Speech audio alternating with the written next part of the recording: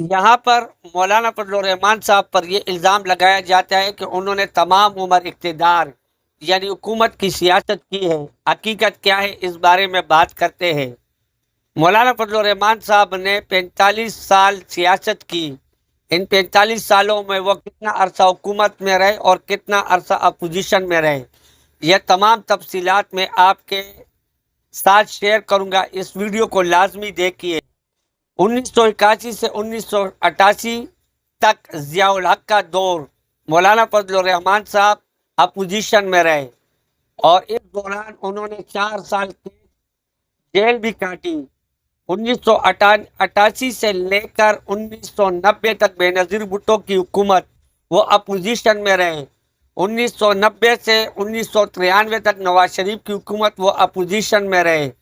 1993 سے 1996 تک بے نظیر بھٹو کی دوسری حکومت وہ بھی اپوزیشن میں رہے۔ 1997 سے 1999 نواز شریف کی دوسری حکومت اور اپوزیشن میں رہے۔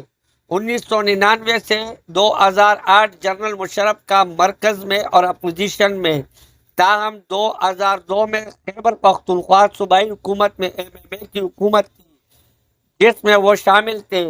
2008 سے 2023 پیپلز پارٹی کی حکومت مولانا فضل الرحمان صاحب پہلے 3 سال احتیاط میں رہے، پھر اختلاف کی بنیاد پر الگ ہو کر آخری 2 سال اپوزیشن میں بیٹھ گئے۔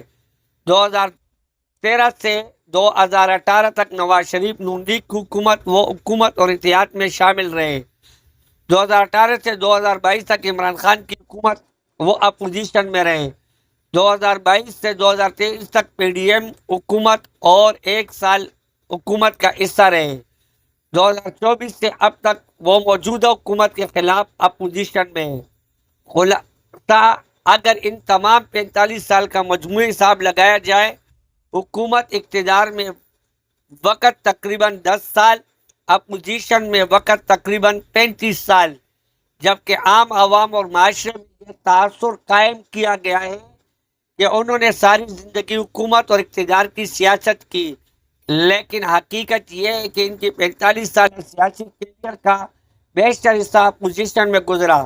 صرف پروپیگنڈا اور تاثر پر نہ جائیے بلکہ حقائق اور معلومات سے آراستہ ہو۔